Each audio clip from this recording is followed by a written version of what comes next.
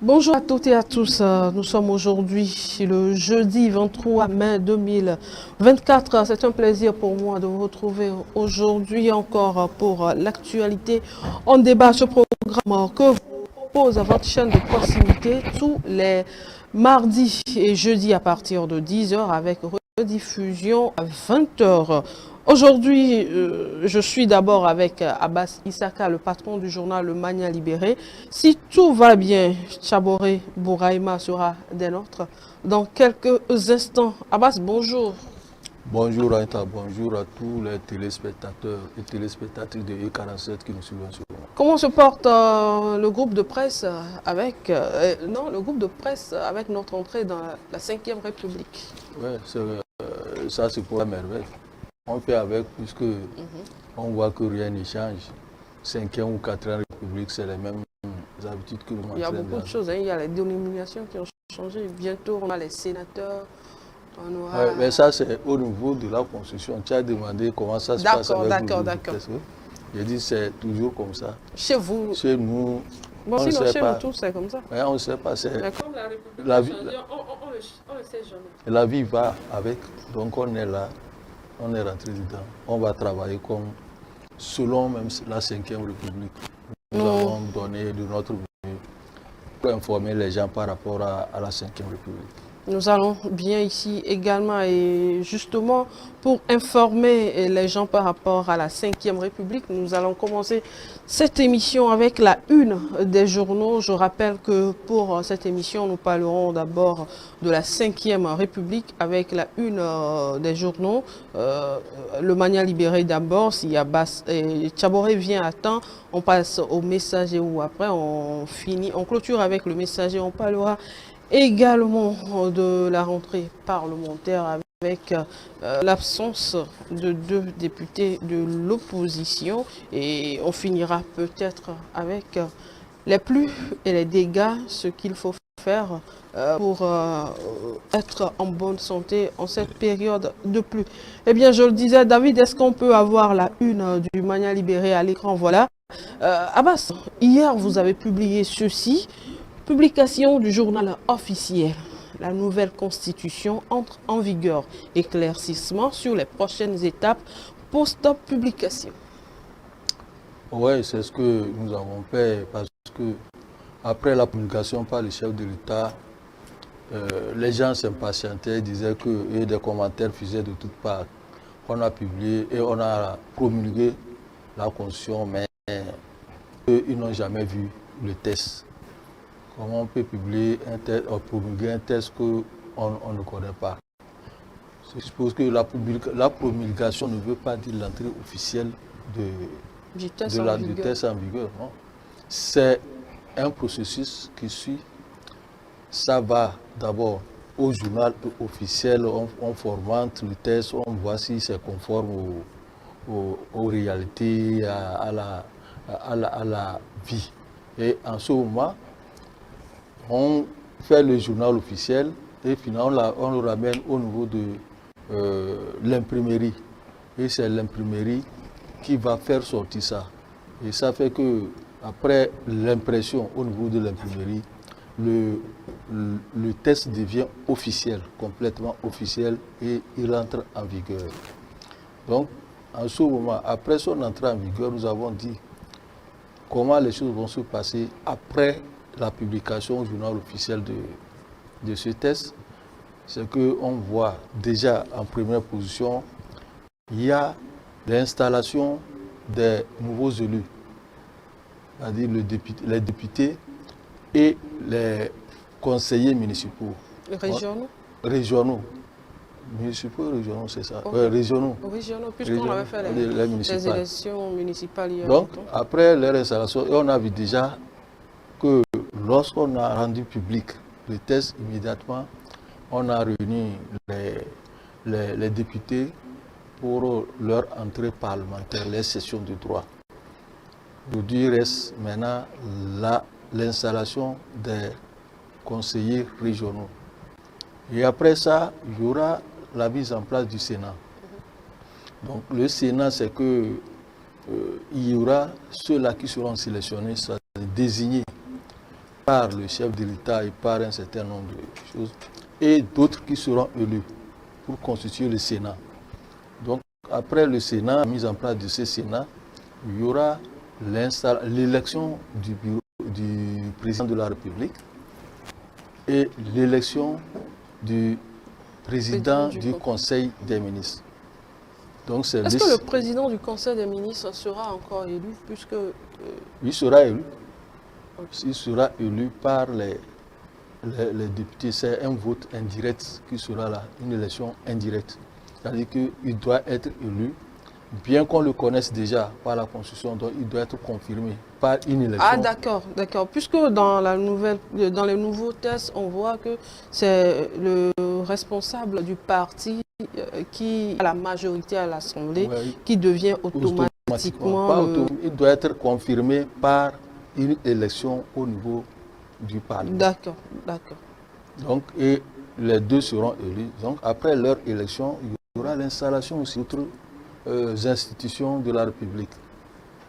Et il y a certaines comme notre HAC qui n'est même pas encore installée. Justement, la HAC qui change de dénomination, on va en parler. Donc, c'est ça. C'est les choses qui vont suivre après cette publication. Maintenant, on a déjà une étape qui est déjà engagée, c'est-à-dire l'installation des députés. Le reste, on attend de voir comment les choses vont se passer. Alors, Abbas, dites-moi, tout à l'heure, vous avez parlé de ces personnes-là qui réclamaient le test voté à l'Assemblée nationale, même avant que la loi ne soit promulguée ou bien le test ne soit voté à nouveau. Il y a des gens qui disaient qu'ils doivent avoir possession des tests avant de se prononcer. Est-ce que dans la loi ou bien en droit, un test qui n'a pas été voté peut être mis à la disposition du public? Un test qui est en instant d'être voté ne peut pas être mis à la disposition du public. Parce qu'il peut arriver qu'il y ait des changements tout autour. Vous avez vu comment les commentaires qu'on tourné autour de cette nouvelle constitution, lorsqu'on était en train de la voter, il y a eu des bribes qui sont sorties sur les réseaux sociaux et finalement, ce n'est pas ces bribes-là qui ont été consignées dans le nouveau texte. Donc, on ne peut pas soumettre ça aux gens pour qu'ils savent que c'est ça qu'on va voter. Non, ça s'étudie. Alors, ça veut dire que les débats que nous faisions étaient faux? C'était des débats même déplacés. C'est parce que les gens ont mis du sentiment dedans et on dit que c'était des débats déplacés. On ne peut pas connaître. Sinon, dans les règles, c'est après que le test soit voté et promulgué et publié, ouais, qu'il soit mis à la disposition du public. S'il est promulgué même et qu'il n'est pas encore publié officiellement dans le journal officiel, on ne peut pas le mettre à la disposition des gens. On peut encore changer, même si c'est déjà promulgué. Même si c'est déjà promulgué, il peut subir des modifications. Okay. Parce que malgré sa promulgation, quand il arrive au niveau du journal officiel, il y a un travail qui se fait également là-bas. On le formate, on formate ce texte et après on l'amène à l'imprimerie. Donc ce qui veut dire que ce qu'on faisait comme débat pour dire que on veut voir le test, on n'a pas connu le test.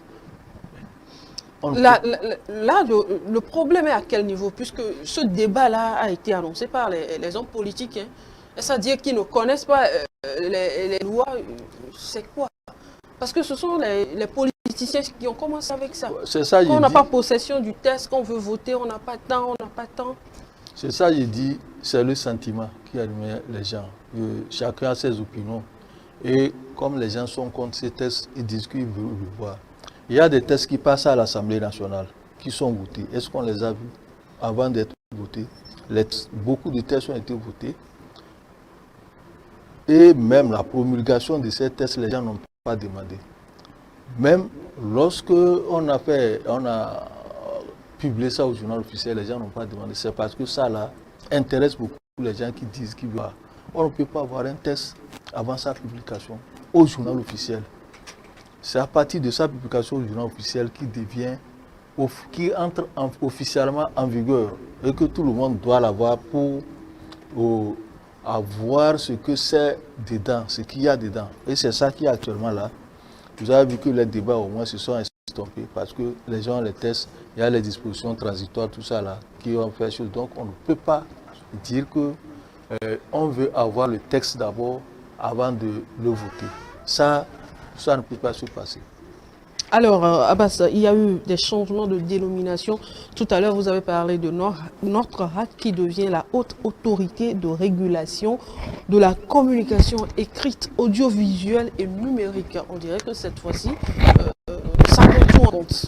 Ça prend tout en compte, ce qui veut dire qu'il y a beaucoup de choses, de changements qui vont être faits au niveau de notre code de la presse. Puisque aujourd'hui, la HAC va travailler sur le numérique, ce que la HAC n'arrivait pas à faire, parce qu'il n'avait pas de moyens pour surveiller ce qui se passe dans le numérique. Et lorsqu'il y a la Constitution qui a encore prévu ça maintenant, on doit revoir aussi notre code de la presse et de la communication. Et ça va même devenir code de la presse, de la communication et du numérique peut-être. Peut-être que ça va prendre en compte maintenant les réseaux sociaux. Oui, c'est ça, on dit. Puisqu'on est en train de faire un lobbying par rapport à ça pour dire que lorsqu'un journaliste publie quelque chose sur un réseau social et qui détient la carte de presse, qu'il soit considéré, traité au même titre que le journaliste, comme journaliste. Il n'est pas un blogueur, il n'est pas un activiste. Donc c'est le lobbying qu'on est en train de faire. Ce qui veut dire qu'avec le changement de cette constitution, avec le changement de la Constitution, il y aura aussi beaucoup de répercussions sur notre code de la presse et de la communication pour amener les gens à englober tout. On aura englobé l'ensemble, c'est-à-dire le numérique va entrer maintenant en fonction avec notre code de la presse qui sera certainement revu et corrigé. Alors, chers téléspectateurs, vous l'aurez compris. Chabouré, bonjour. Oui, bonjour Anita. Et bonjour à tous ceux qui sont en train de nous suivre en ce moment et tous ceux qui nous suivent aussi sur la toile. Et le petit frère, il va bien? Non, il va bien, il va bien. Je ne peux pas comprendre que je sois proche du frère d'un député et qu'on ne m'ait invité pour la célébration de la victoire. C'est la victoire célébrée à Bassar. Est-ce que j'étais invité? Non, non seulement ça, je crois que... Alors que je suis très proche, hein? Du frère, très proche. Si vous me le permettez, je vais répondre pour calmer un peu l'ardeur de la consoeur. Hein.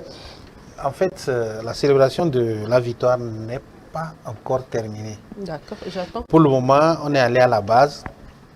J'ai pu assister à la célébration à la base.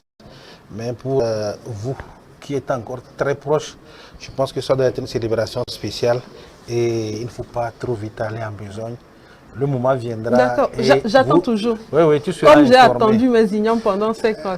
Non, pour les ignames, comme sur les antennes, je ne peux pas le dire. Ah bah la promesse était faite où?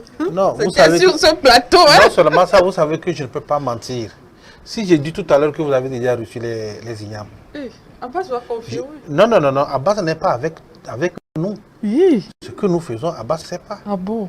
C'est oui. Une promesse qui a été faite. Non, ne dévie pas. Ce que toi et moi nous faisons. Abbas, Abbas, moi Anita, pourquoi tu veux dévier? Je dis ce que toi et moi nous faisons. Abbas ne sait Chabouré, pas. bonjour. Oui, comment bonjour. on se porte Non, ça va, dans sinon... la 5e République? La 5e République se porte très bien. Je pense qu'on est de plein pied dans la 5e République. Et je crois qu'il faut remercier déjà le peuple togolais, parce que c'est très important, eu égard au calme qui a régné. C'est vrai, certainement on va revenir là-dessus, au moment de la campagne, au moment des élections et tout ce que chacun apporte dans le pays, parce que ce n'est pas évident. N'oublie pas que la Cour constitutionnelle et la Cour suprême ont déjà proclamé les résultats définitifs et qu'il y a ceux qui n'ont pas pu avoir accès ou bien gagner ces élections, remporter des sièges. Je comprends leur amertume, c'est tout à fait normal. C'est normal quand vous allez à un examen que vous échouez, ça fait mal. C'est une compétition, il suffit seulement de retrousser les manches et se dire que la prochaine fois ça ira. Pour ceux qui ont gagné également, nous avons vu, d'ailleurs tu viens de le dire, certains sont retournés pour remercier les populations à la base. Je pense que c'est une guerre et maintenant place au travail. J'ai suivi une formation comme ça où on dit il y a l'étape de prise de contact et l'étape de vote et après il faut retourner dire merci Justement, à la base, avant de continuer les travaux. Je crois qu'aujourd'hui, place au travail, et c'est ce qui a été fait avec le mardi dernier, conformément au texte. Justement, on va parler de tout ça là. Avant que vous ne fassiez votre entrée dans ce studio, on était en train de parler de cette 5e République avec les tests publiés dans le journal officiel. C'est d'ailleurs ce qui... Abbas, on revient sur la question liée à la HAC, à la nouvelle dénomination de la HAC et à la nouvelle dénomination du médiateur de la République qui devient protecteur du citoyen. Mais avant, on va aller avec le messager. David, nous pouvons avoir la une du messager. Le messager qui a fait fort, hein? Il a publié les 100 articles, c'est ça? Totalité, les 100 articles plus les 25 concernant ce qui est les droits de l'homme. Alors, la partie concernant les droits de l'homme. Messager, voilà, en annexe. Hier, au prix de 250 francs seulement, Justement. La constitution de la 5e République en intégralité. Chabouri. Oui, je crois que cela va permettre aux lecteurs, à tous ceux qui le désirent, d'aller pouvoir avoir ça. Ce n'est pas tout le monde qui est sur les réseaux sociaux. Oui. Il y a certains qui lisent, certains qui achètent les journaux. Les réseaux sociaux, ça va partir, mais avec un journal à 250 francs seulement, ça se conserve. Vous avez les tests. Ça se conserve. Et puis, si vous imaginez... La République, c'est... Et puis, si vous faites un peu le total, quand vous allez voir tous ceux qui sont sur les réseaux sociaux, ça ne représente pas la population, les 8 millions. Il y a peu qui sont sur les réseaux sociaux, mais il y a d'autres qui n'ont pas accès, mais qui aimeraient avoir avec 250 par exemple, il a son... Justement, avec le journal, la personne peut avoir. Donc, c'est les 100 articles que j'ai publiés en totalité, plus l'annexe qui compose 25 articles que j'ai publiés. Cela va permettre à tout lecteur de pouvoir avoir accès. Mais lorsque vous parcourez les 100 articles, on est vraiment dans la 5e République. On le sent avec les changements, oui, avec le changement qu'il y a eu. Je vous écoutais quand vous parlez avec le confrère concernant la haute autorité de l'audiovisuel. Ce qu'il faut remarquer, c'est que tout ce texte va chambouler beaucoup de choses. On a déjà vu avec la haute autorité, certainement. Le code de la presse de la communication également va avoir des répercussions là-dessus. La CNDH... par rapport à ça, ce n'est pas le moment pour les responsables ou bien les regroupements d'entreprises de presse de faire pression pour qu'au moins ces articles-là soient revus? Justement, c'est pourquoi c'est le moment où rien. Je crois que vous avez bien fait d'en parler. C'est l'occasion s'y prête pour qu'on puisse revoir un certain nombre de choses qu'on réclamait. Vous vous rappelez, dans notre code de communication de la presse, puisque aujourd'hui le numérique est pris en compte. Le numérique est pris en compte. Donc c'est l'occasion. Nous critiquions entre-temps certains articles au niveau du code de la communication de la presse, mais je suis sûr que ça va être retouché. Comme je le disais tantôt, avec cette nouvelle constitution, ça va agir sur toutes les institutions qui sont là. Déjà, nous avons vu avec la HAC, la CNDH certainement, je n'ai pas encore lu la totalité au niveau de l'annexe, et ça va agir. Tous les journalistes heureusement, ont vu tout de suite. Oui, mais heureusement qu'il y a une période quand même qu'on a définie pour pouvoir mettre les institutions en place. Donc, je pense que durant cette période, ça va concerner à retoucher tout ce qu'il faut retoucher, à remettre tout en place. Vous savez, un test n'est jamais définitif. La preuve, c'est que le test de la 4e République, on l'a retouché. Aujourd'hui, on est dans la 5e République, c'est une nouvelle institution. Donc, ce qui est sûr, comme vous le disiez tantôt, moi, c'est ce qui m'intéresse au niveau de notre groupe de la presse et de la communication. Il faudrait que les organisations de presse puissent se retrouver pour voir qu'est-ce qu'il faut faire pour améliorer encore ce test. Nous l'avons critiqué à travers un certain nombre d'articles qui ont été introduits au niveau des parlements lorsque nous étions allés pour les états généraux. On a critiqué, on n'avait pas été vigilant. Aujourd'hui, vous avez vu comment les confrères sont sous pression. Donc je pense qu'avec cette nouvelle constitution et avec les conséquences qui vont en découler, nous allons étudier et les confrères, les organisations de presse doivent se retrouver, étudier, faire des propositions. Il ne faut pas que nous soyons amorphes, qu'on donne sur nos lauriers et que demain on se permette de dire que non, on n'a pas vu ci, on n'a pas vu tel article, on n'a pas vu ça et cela va nous rattraper. Je pense que c'est le moment et moi j'estime d'ailleurs, Abbas Issaka, il est ici, il est un membre d'une grande association de presse d'abord, d'ailleurs, c'est la mère des associations, l'Observatoire togolais des médias, et j'estime qu'ils sont en train de travailler là-dessus pour voir qu'est-ce qu'il faut faire. Pour que... Non, je suis sûr, pour voir qu'est-ce qu'il faut faire pour que notre ministère du tel puisse prendre en compte ce qui sera préoccupation au niveau des médias.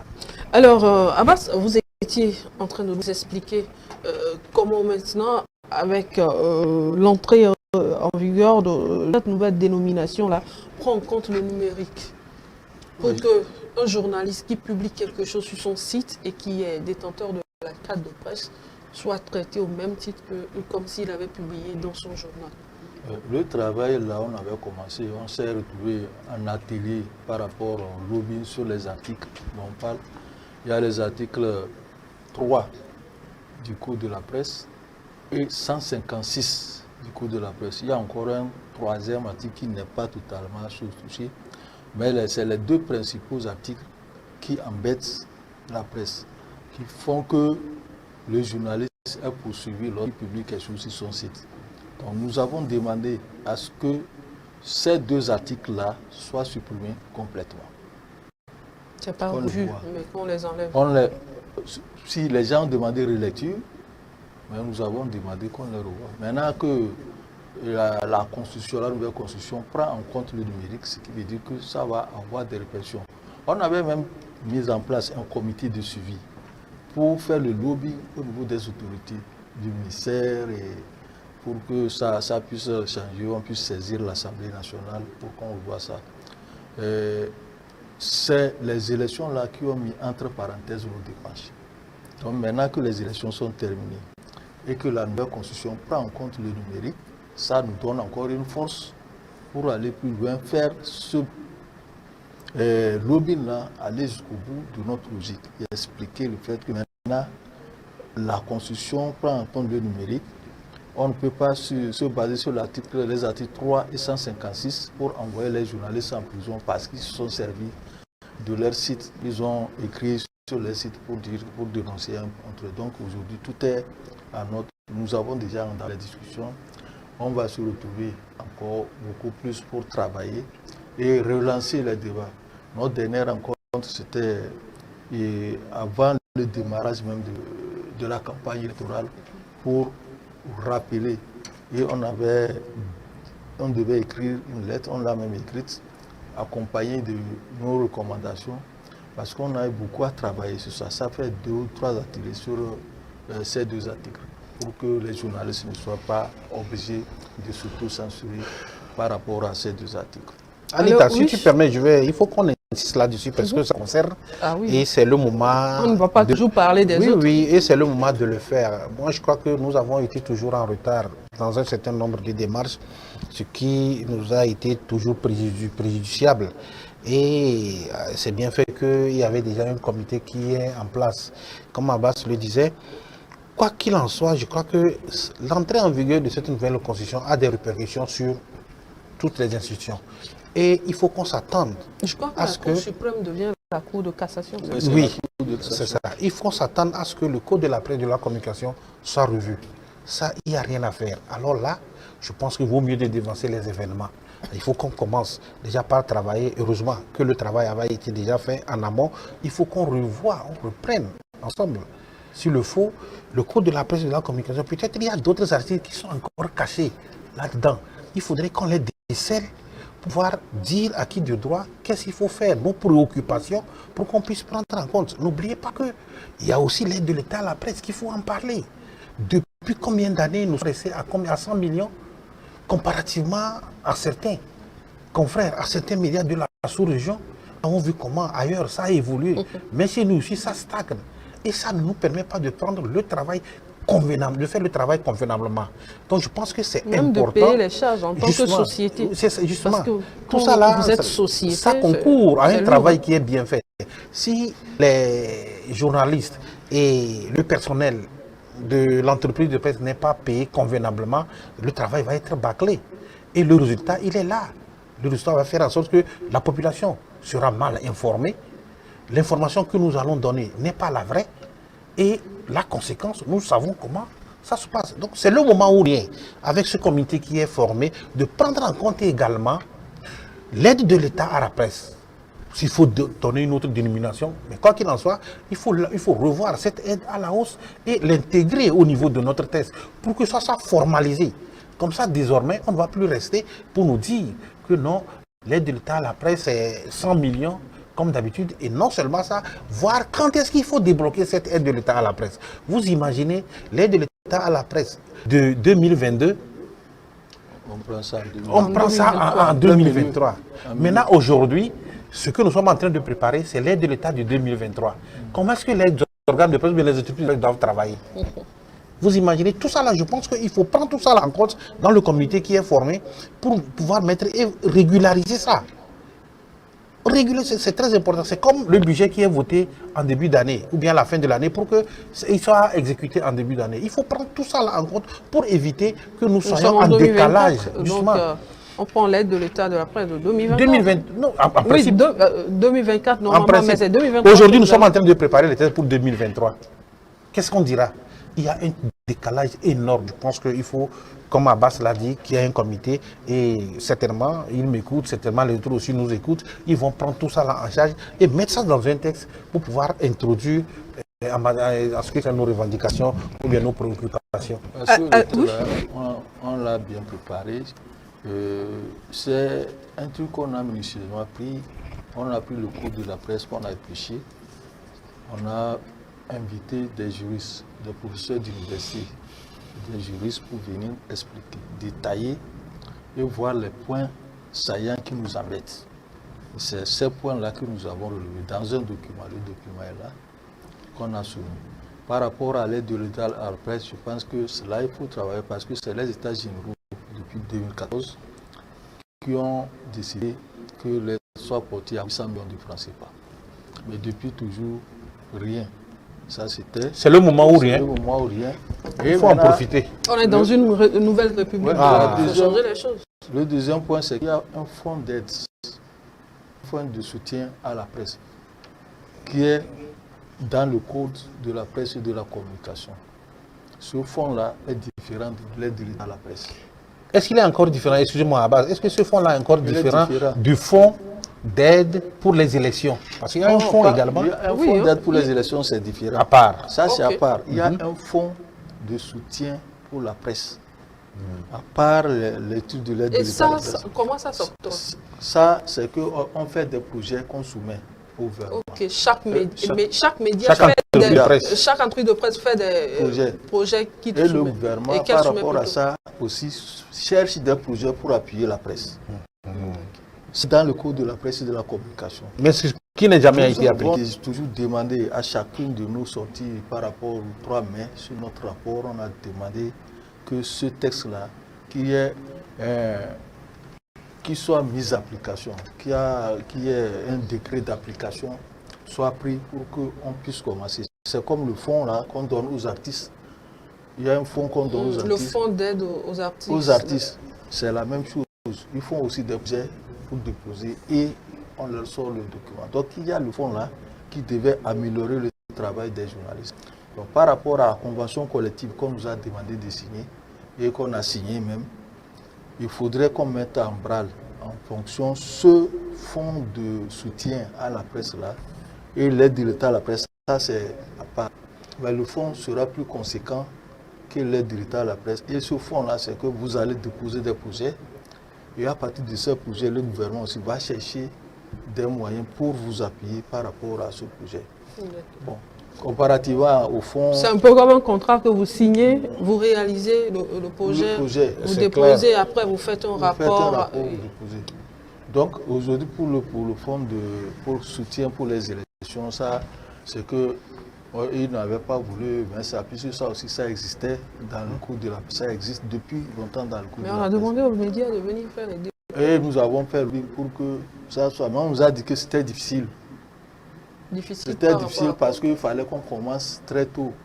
Qu'on commence, par exemple, si on veut que le fonds de 2025 soit fait déjà en mars 2024, on doit l'actionner et Par rapport au vote du budget. Par rapport au vote du budget, parce que le ministère de la Communication va insérer ça et soumettre au ministère des Finances. Donc ça veut dire que les entreprises qui ont déposé les dossiers cette fois-ci, c'est parti pour 2025, c'est ça? Non, ce qu'on a pour le soutien de consultation électorale, ça sera fait. Parce que ça devait être fait avant que... On ne puisse commencer le travail, puisque c'est pour le travail qu'on doit le faire. Pour le travail, et après, on fait le rapport.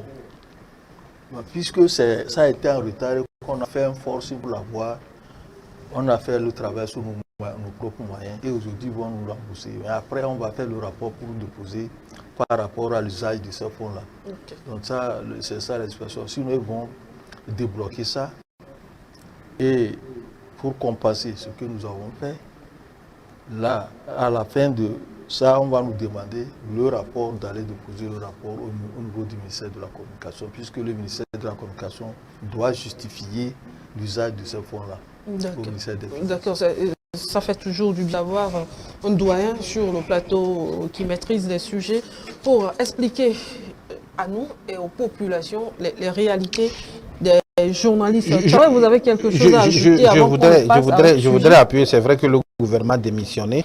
Moi, je voudrais... On reviendra sur la démission du gouvernement.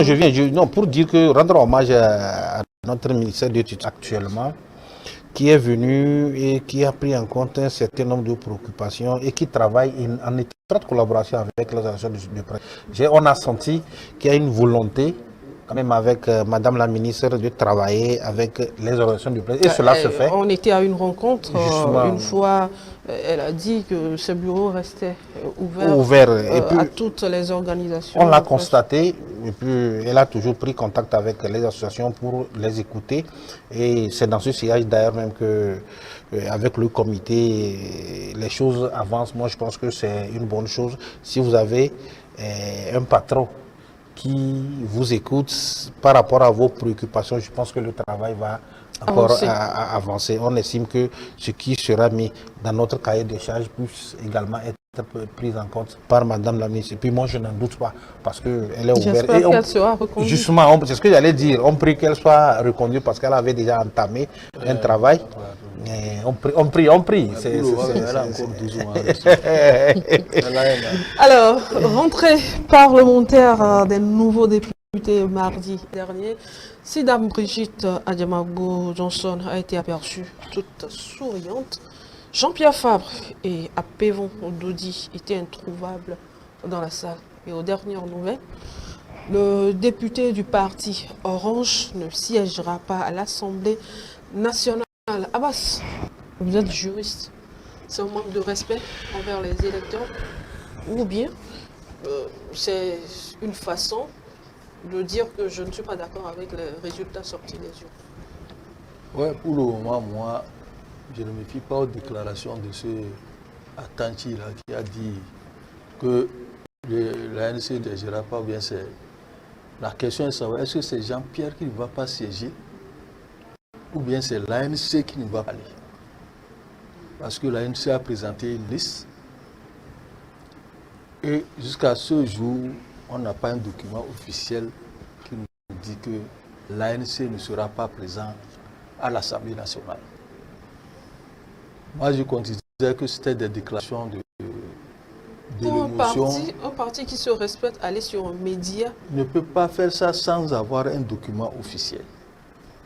Un parti qui se respecte ne peut pas aller déclarer sur un média que nous n'allons pas participer, que nous n'allons pas siéger.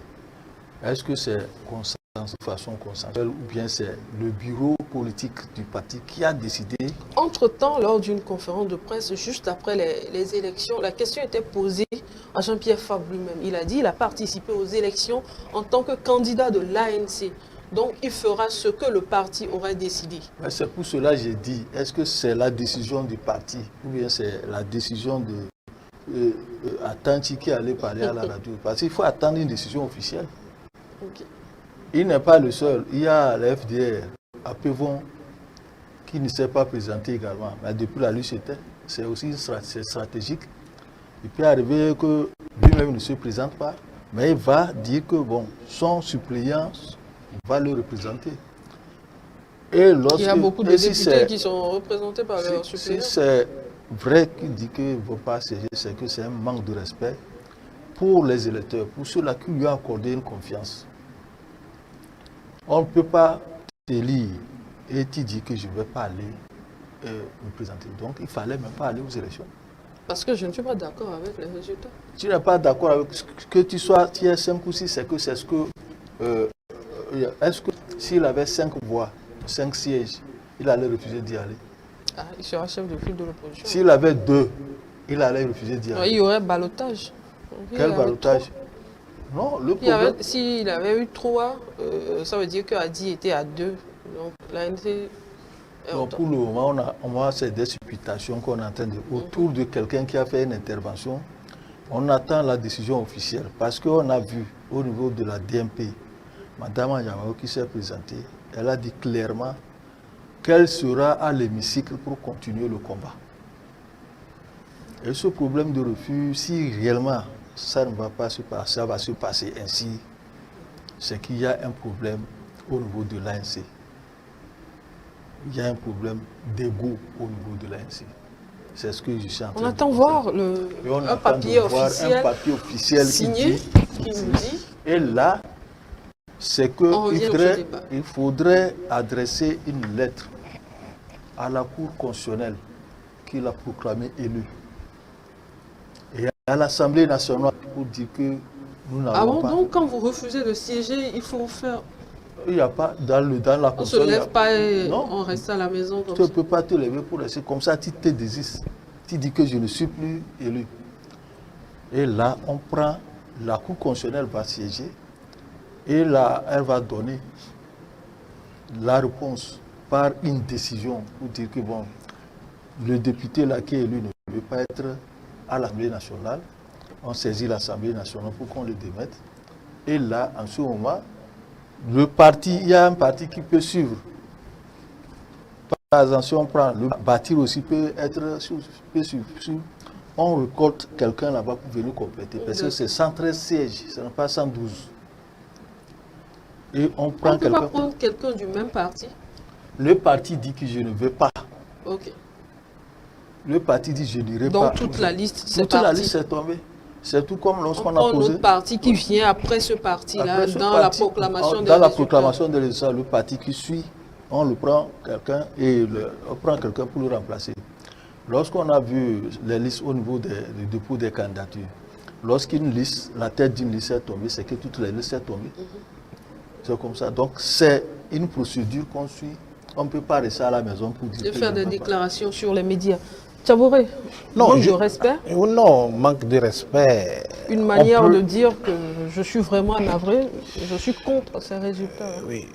Pour le moment, nous sommes en train de dire ce sont des déclarations des premiers responsables du parti ANC. Et je crois que si l'on dit ça a été mûri, peut-être ça a été débattu au sein du parti. Parce qu'on ne peut pas se lever et aller sur... Je suis d'accord, ça a été débattu et certainement c'est la décision qui a été prise. Maintenant, il faut qu'elle soit officielle.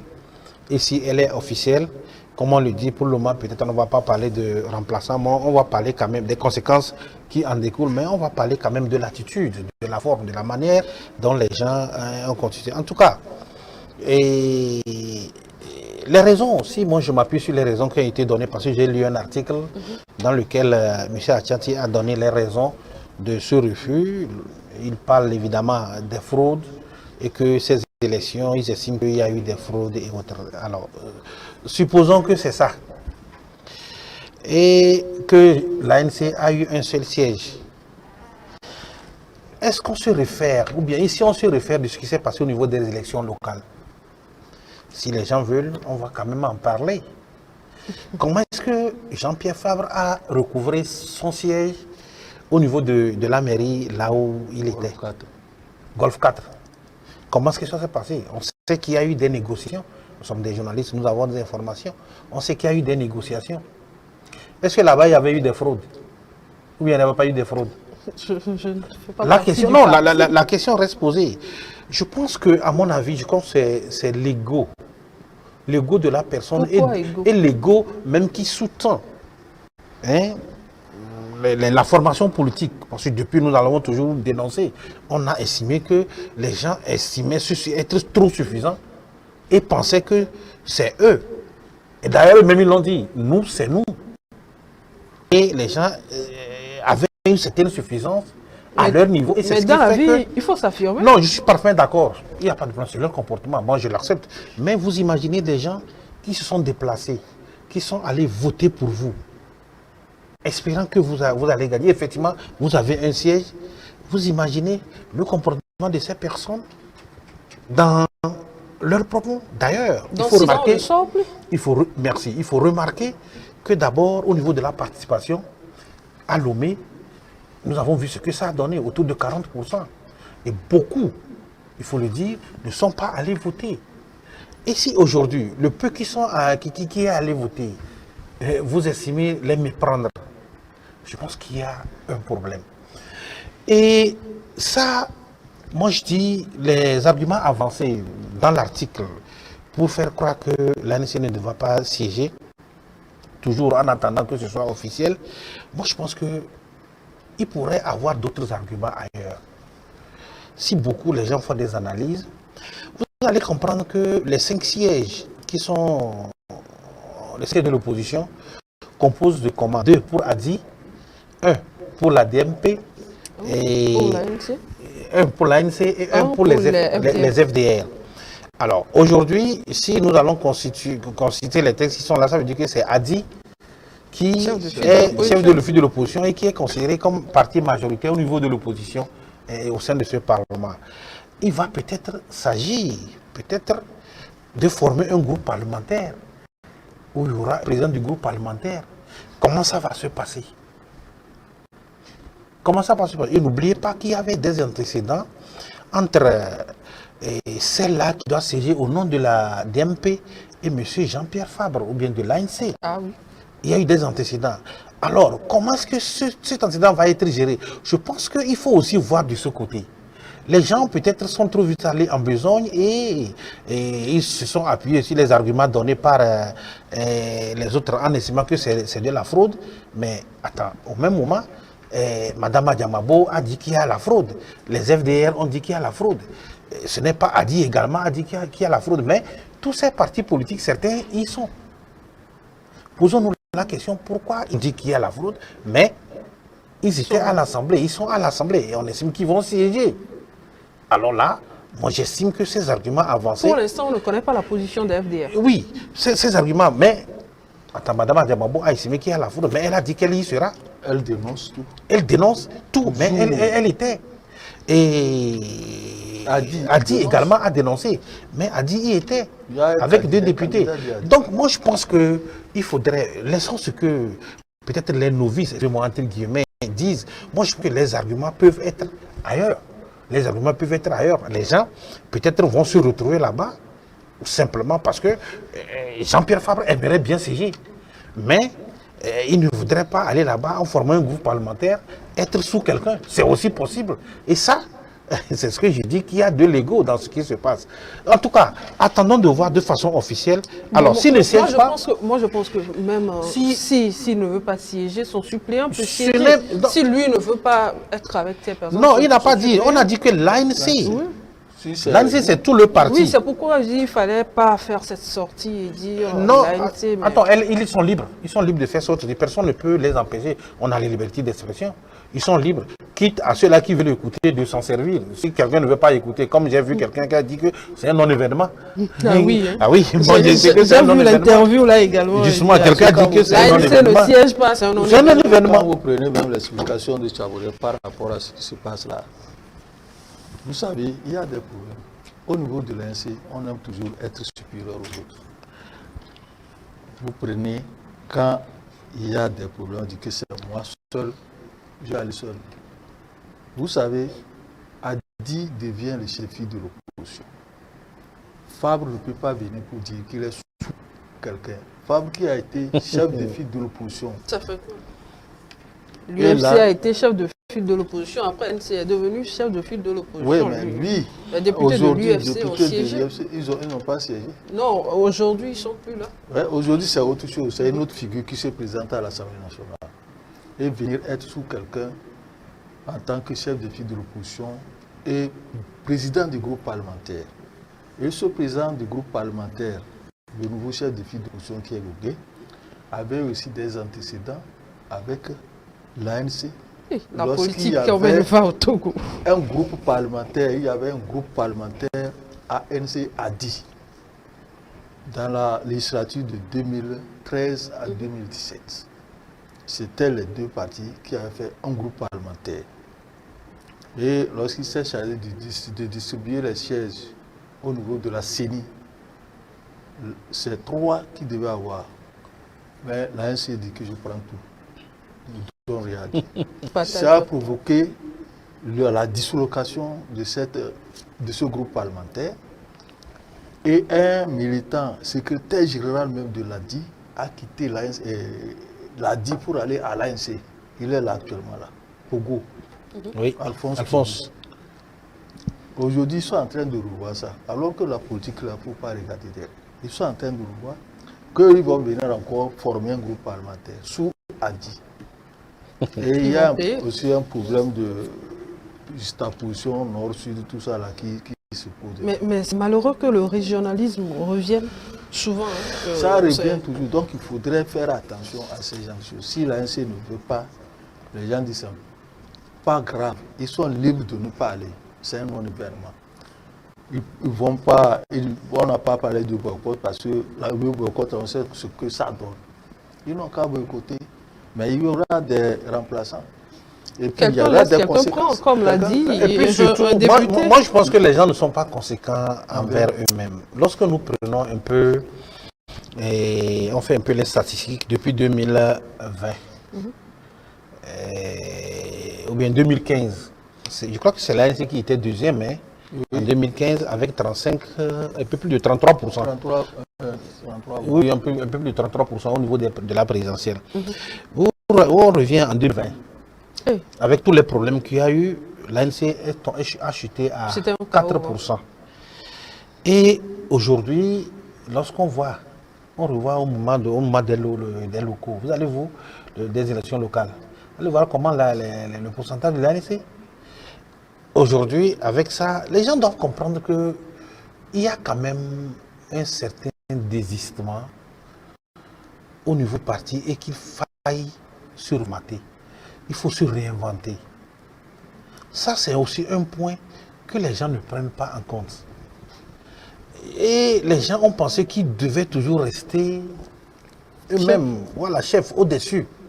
Comme ils ne le trouvent pas, ça cause un peu de problème. C'est une certaine frustration. En tout cas, moi, franchement, je ne me fie pas aux arguments qui ont été donnés pour que l'ANC ne puisse pas siéger. C'est difficile de se voir chef aujourd'hui. Justement, moi je ne me fie pas à ces arguments, mais bon, il faut les respecter. Il faut respecter leurs décisions. Moi je dis aux Togolais et à tous ceux qui font les commentaires là-dessus, il faut respecter la décision de l'ANC. C'est un parti politique. Il y a des responsables qui sont dans ce parti politique. Ils ont pris la décision de ne pas siéger. Passons à autre chose. La République va exister. La République continue. Les gens vont exister. Les institutions sont en train d'être par rapport aux résultats que tu as donnés, par rapport aux résultats des régionales, c'est ADI qui suit. Voilà. C'est ADI qui suit. Et Bati vient et puis l'ANC vient. Quand vous prenez les résultats qui ont été donnés la dernière fois. Alors, Abbas, je reste avec vous rapidement en 30 secondes. Ou bien 40, je lui donne 40 ou bien David. Par rapport, le gouvernement a démissionné il y a quelques jours, l'ancien gouvernement. Si on vous demande de faire un bilan, un petit bilan sur le gouvernement Victoire de Ouagadougou. Le gouvernement a démissionné, c'est dans la logique des choses. Parce que lorsqu'il y a une nouvelle élection, on démissionne. Ça, c'est normal, tout Togolais le sait. Le gouvernement c'est de faire un petit bilan. Je pense que ça fait 4 ans que Doumbouya est à la primature. Elle s'est beaucoup battue. On a vu les réactions qui ont été faites sous l'impulsion du chef de l'État. Il y a beaucoup de choses, réalisations, des projets qui ont été réalisés, des choses qui sont en cours de réalisation. On ne peut pas dire qu'il n'y a pas quelque chose qui n'a pas été fait, mais il reste beaucoup de choses à faire.